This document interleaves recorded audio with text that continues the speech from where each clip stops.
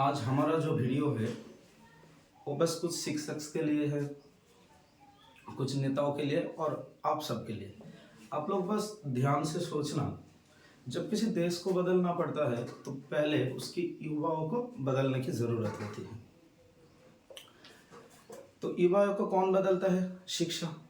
जब किसी देश को बदलने की ज़रूरत, तो अगर युवाओं को अच्छी क्वालिटी का शिक्षा दी जाए तो वो देश पूरा का पूरा बदल सकते हैं। तो मैं आज शिक्षा के बारे में थोड़ा कुछ बात करना चाहता हूँ और आप लोगों को बस उन बातों को ध्यान से सुन के मुझे कमेंट में या फिर आपको राय देना है कि मैंने जो बात कहा है वो सही है या फिर गलत है। चलिए मैं शुरू कर रहा हूँ। जब हम गवर्नमेंट स्कूल में जाते हैं तो देखते हैं ज़्यादातर टीचर, मतलब हर टीचर नहीं, ज़्यादातर टीचर क्या करता है, मतलब समझ लो कि किताब में कुछ लाइन है, ऐसा करके कुछ लिखा हुआ है, उस लाइन में जाकर सबसे पहले किताब उठाते हैं, चुपचाप बैठ जाते हैं और उसके नीचे ऐसा एक अंडरलाइन खींच देते हैं और क्या कहते हैं बच्चों को, बस कल इन लाइनों को आप रट के आ जाओ। बच्चे क्या करते हैं, इन लाइनों को रट के आ जाते हैं। मतलब वो बस इतने में ध्यान रखते हैं कि मुझे उससे रटना है, क्या पढ़ना है, क्या समझना है, क्यों रटूं, इसका कोई मतलब नहीं, बस रटना है तो रटना है। मैं उन टीचर से बस एक ही बात कहना चाहता हूँ, भाई सरकारी स्कूल में जो आता है, गवर्नमेंट स्कूल में, वो ज़्यादातर गरीब का बच्चा आता है और उससे अगर अच्छी क्वालिटी का शिक्षा ना मिले तो उसका ज़िंदगी बर्बाद हो सकते हैं। अगर आपने उसे 2 लाइन रटने के लिए छोड़ दिया और बाकी जो 15-16 लाइन है किताब में, उसका क्या फ़ायदा? रटने की क्या बात है? आप उसे समझाओ, बहुत बारीकी से समझाओ, तब तक उसे समझाओ जब तक ना उसे पूरी बात समझ में ना आ जाए। लेकिन आप करते क्या हो, बस रट के आ जाओ। ना रटे तो कुछ टीचर ऐसे बिहेवियर करता है बच्चे के साथ कि वो डर के मारे ऐसे हाथ नहीं उठाते हैं, डाउट है तो क्यों, सर कान पकड़ के खड़ा कर देगा। क्यों भाई, आपको जल्लाद रखा है? आप टीचर होने के नाते उसका अच्छा दोस्त बन सकते हैं और दोस्त जैसा पूछ के उसका जो प्रॉब्लम है पढ़ाई के बारे में उसको आप सॉल्व कर दीजिए। इस चीज़ों पे आपको थोड़ा सा ध्यान रखना चाहिए। मतलब जो पढ़ाते हो आप, वो पढ़ाई सही तरीके से बच्चे के अंदर घुस रही है क्या, उसका माइंड में सेटअप हो रहा है क्या, इन चीज़ों पे तो आपको ध्यान देना चाहिए था ना। सिर्फ आप लोगों ने क्या करो, रटो एग्जाम दो, रटो एग्जाम दो। एग्जाम देके सब कुछ खत्म नहीं होता, आपको पढ़ने की ज़रूरत है। मान लो इतना बड़ा एक किताब है, इनमें से 5-7 हज़ार लाइन है, इनमें से आपने सिर्फ 200 या 300 लाइन के नीचे दाग, मतलब अंडरलाइन कर दी और आपने बताया कि इन लाइनों को आपको रटना है, यही एग्जाम में आएगा। ऐसा नहीं होता। अगर यही लाइन रट के एग्जाम में लिखा जाए तो पूरा किताब का फायदा क्या है? पूरा किताब भी तो पढ़ना चाहिए था उसको। मतलब उन चीज़ों को समझाते, आपको जो चीज़ों को समझाने की ज़रूरत थी उसे तो आप नहीं समझे थे। आप लोग एक बात ध्यान से समझिए, गरीब का लड़का कहाँ पढ़ता है? गवर्नमेंट स्कूल में। अगर गवर्नमेंट स्कूल का शिक्षा अच्छा होता तो मुकेश अंबानी का जो स्कूल है, इंटरनेशनल स्कूल, उस स्कूल में कौन पढ़ता है? शाहरुख खान का बेटा पढ़ता है। और कौन पढ़ता है? आपको पता है, अमिताभ बच्चन के नाती पढ़ते हैं और सैफ अली खान का बेटा, ना जाने इतना कितने सेलिब्रिटी का जो बेटा है उस स्कूल में पढ़ता है। मुझे आप लोग एक बात समझाइए, जिस सेलिब्रिटी के बेटे या फिर बच्चे उन स्कूल में पढ़ते हैं, उन लोगों के पास पैसे की कमी है क्या? कोई कमी नहीं।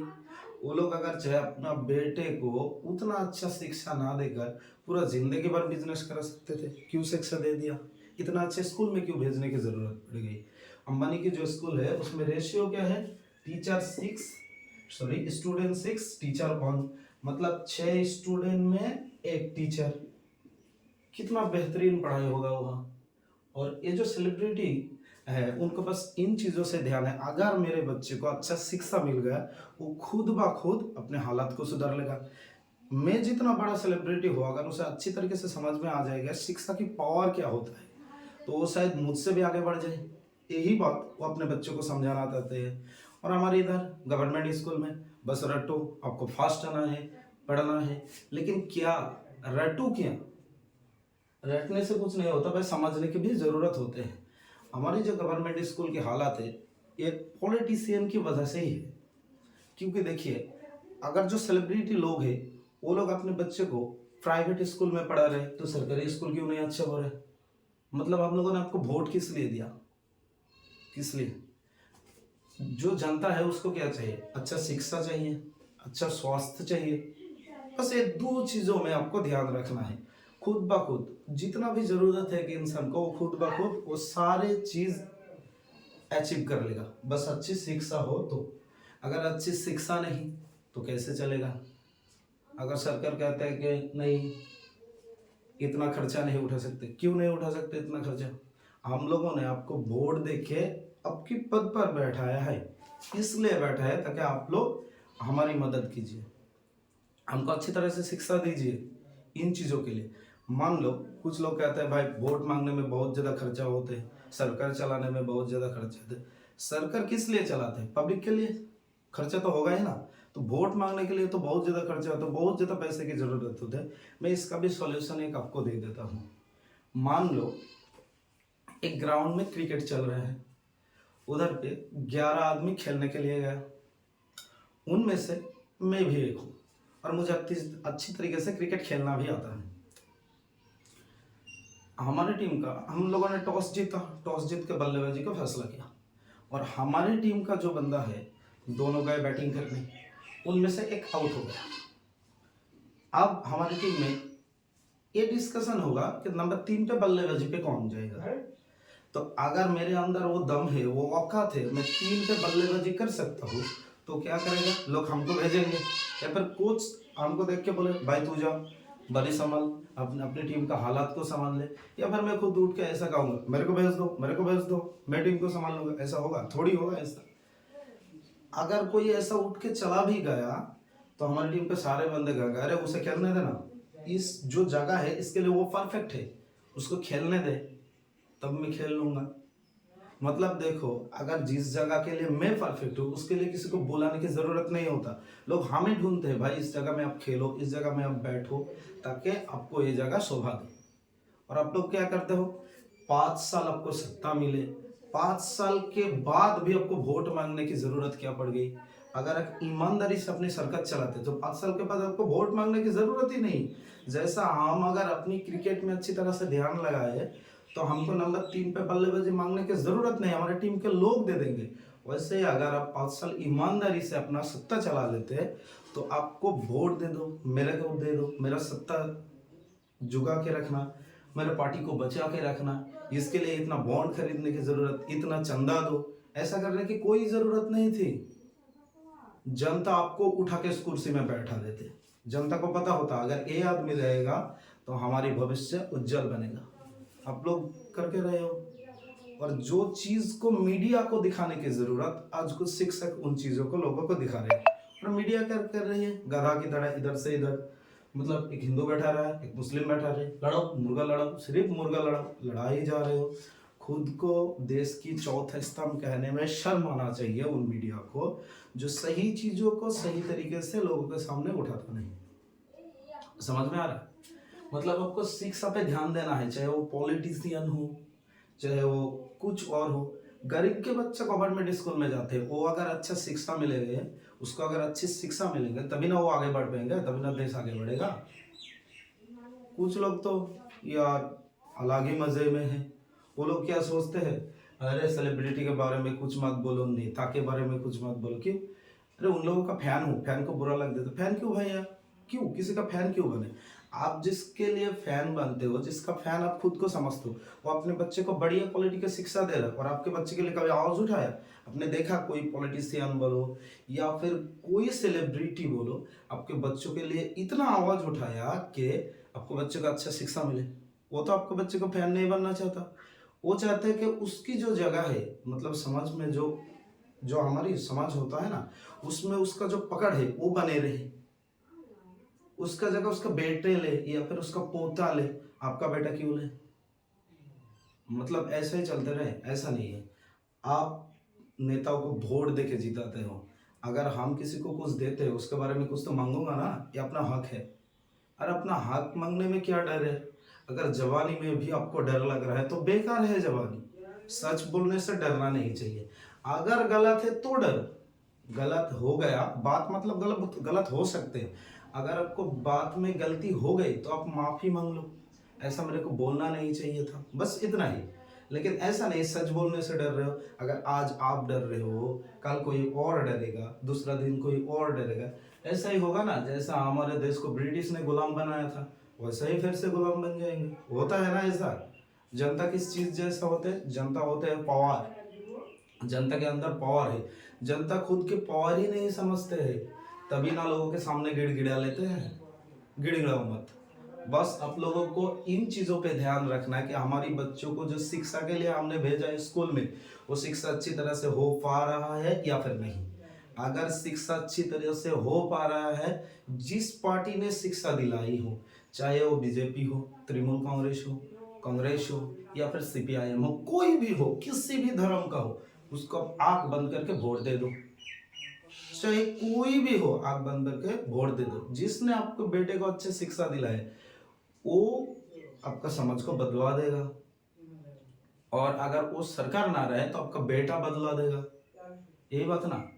मतलब धर्म के बारे में हमें नेताओं से सीखने की जरूरत नहीं, मैं खुद धर्म के बारे में घर में सीख लूंगा, मुझे बस शिक्षा चाहिए, इतना, बस मुझे शिक्षा चाहिए।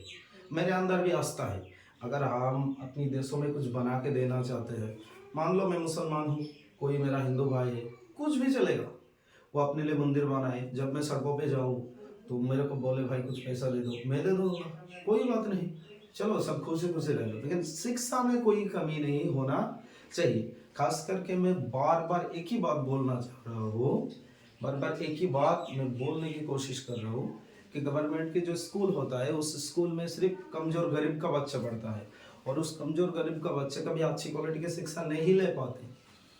आपको बस इन चीज़ों में ध्यान रखना है।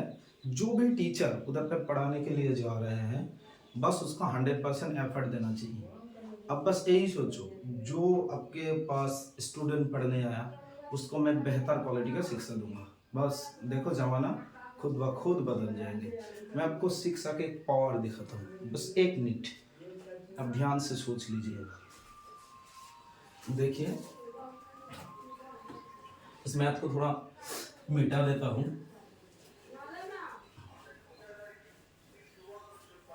मान लो हमारे गांव में एक धर्म गुरु है, मस्जिद में मौलाना है। वो क्या करता है, जब हम मस्जिद में जाते हैं सबसे पहले उठते हैं, खुदा के नाम लेते हैं और उसके बारे में बयान करना शुरू कर देते हैं, मतलब जो मदरसों में सीखा है। वैसे ही धर्म गुरु दूसरे धर्म की करते हैं। मुझे दूसरी धर्म के बारे में उतना पता नहीं, मेरे धर्म के बारे में मैं बोल रहा हूँ। अगर वो मदरसा के साथ भी जनरल शिक्षित भी होते तो उसको एक चीज का ध्यान रखना चाहिए था। कैसा, देखो, मान लो जिस मदरसा में, जिस मस्जिद में एक ईमान रहता है, उस एरिया में, अगर वो जामा मस्जिद है, उस एरिया में 500 घर है। कितना घर? 500 घर है। उन 500 घर में से ऐसा 2-4 आदमी निकल जाते हैं जो बहुत ही कमजोर, मतलब 4 आदमी ऐसा निकल गए जो बहुत ही कमजोर, उसका फाइनेंशियल हालत, मतलब उसका जो इनकम होता है, कमाने की जो जरिया होता है, कुछ भी नहीं होता, शरीर से कमजोर है या फिर कुछ प्रॉब्लम है, यह हो जाता। तो उन लोगों को कुछ लोग क्या करते हैं, ये सलाह दे देते हैं कि आप लोग भीख मांग लो, चला जाएगा। अगर आप शिक्षा पाकर अपनी दिमाग को सही तरीके से इस्तेमाल करोगे, भीख मांगने की ज़रूरत ही नहीं पड़ेगी।